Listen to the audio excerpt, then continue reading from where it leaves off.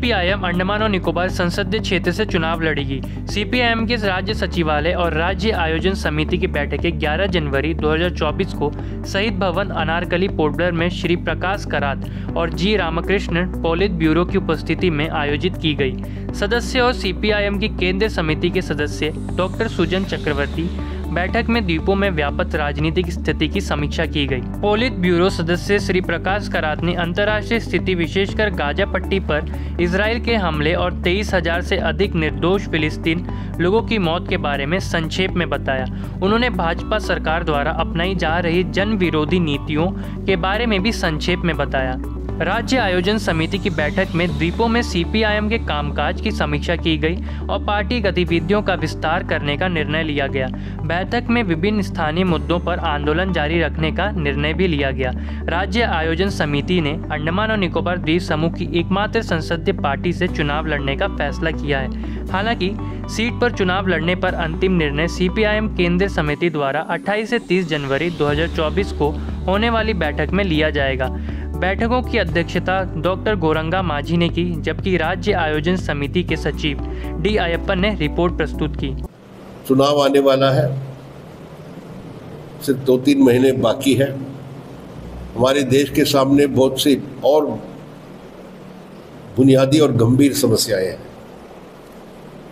उससे ध्यान हटाने के लिए, डाइवर्ट करने के लिए जो भाजपा आरएसएस का तरीका है कि धर्म और राजनीति को मिक्स करके उसको एक सांप्रदायिकरण के लिए कोशिश करते हैं, वही कारण है कि आज जो सरकार की रिकॉर्ड है केंद्र में 2 करोड़ नौकरियों को देने का आश्वासन दिया था उनके घोषणा पत्र में, रोजगार देने का। अभी आंकड़े आए हैं कि 2023 में 2023 में बेरोजगारी की जो गति है, अनएम्प्लॉयमेंट रेट जो कहते हैं, वो 8.4 है, 8.4। सरकारी आंकड़े नहीं मानते हैं।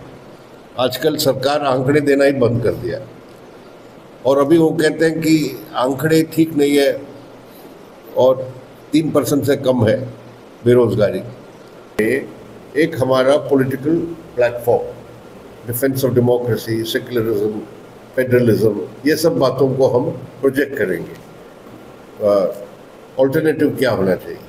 दूसरा, चुनाव में how to maximize unity of anti BJP votes. जो बीजेपी के खिलाफ जनमत है उसको कैसे यूनाइट किया जाए, ये ऑल इंडिया लेवल पर नहीं तय किया जा सकता है। तो हर राज्य में, हर स्टेट में हमें उस स्टेट के ठोस परिस्थितियों को देखते हुए वहाँ ये सीटों का तालमेल या अंडरस्टैंडिंग या अलायंस करने की ज़रूरत है।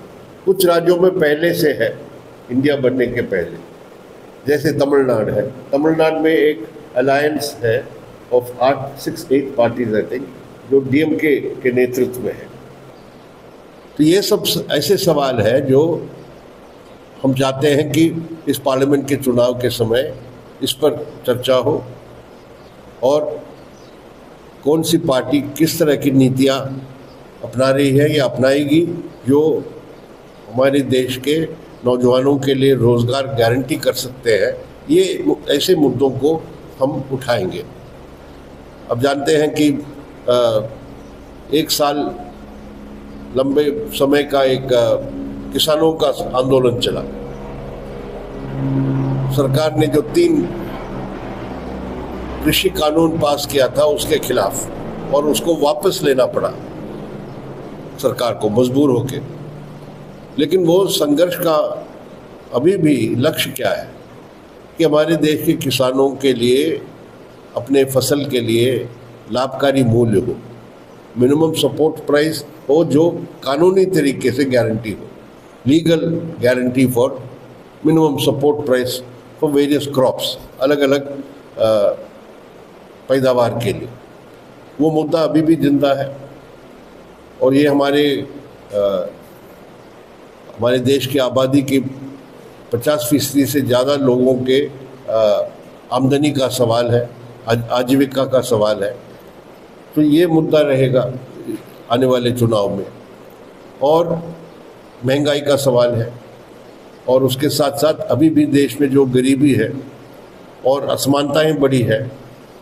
और हमारे देश में अभी आप देख सकते हैं कि हर साल जो लिस्ट आता है हमारे देश के जो अरबपति और खरबपति है, बिलियनर्स है, उसकी संख्या बढ़ते जा रहे हैं। तो ये सब मुद्दे आने वाले चुनाव में आना चाहिए। और भाजपा की कोशिश जो है, भारतीय जनता पार्टी की, कि ये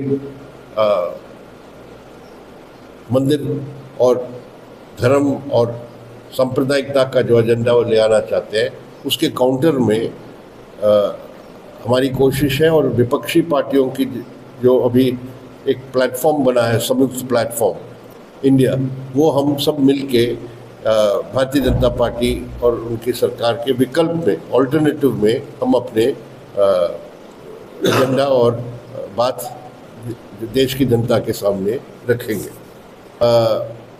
पिछले हमारे कल की मीटिंग में आने वाले लोकसभा चुनाव के बारे में यहाँ हमारी कमेटी ने विचार विमर्श किया।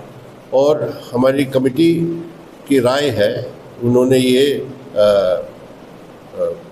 सिफारिश की है कि लोकसभा का चुनाव में यहाँ मार्क्सवादी कम्युनिस्ट पार्टी अपने चुनाव लड़े, और लोकसभा में हमारे कैंडिडेट होना चाहिए CPM की ओर से। ये हमारे अंडमान निकोबार की कमेटी की प्रस्ताव है। इसको हम हमारी पार्टी के केंद्र कमेटी में विचार करके उस पर फैसला लेंगे। हमारी केंद्र कमेटी की मीटिंग 2 हफ्ते में होने वाला है, और उसमें हम लोकसभा चुनाव के बारे में, कुल देश के चुनाव के बारे में बात करेंगे। तो उसी मीटिंग में हम अंडमान और निकोबार के बारे में भी फैसला लेंगे। इतना ही मुझे अभी कहना है। अंडमान निकोबार की हर तरह की जानकारी पाने के लिए आपके अपने चैनल अंडमान लाइव न्यूज़ को सब्सक्राइब करें और इस वीडियो को लाइक और शेयर करें।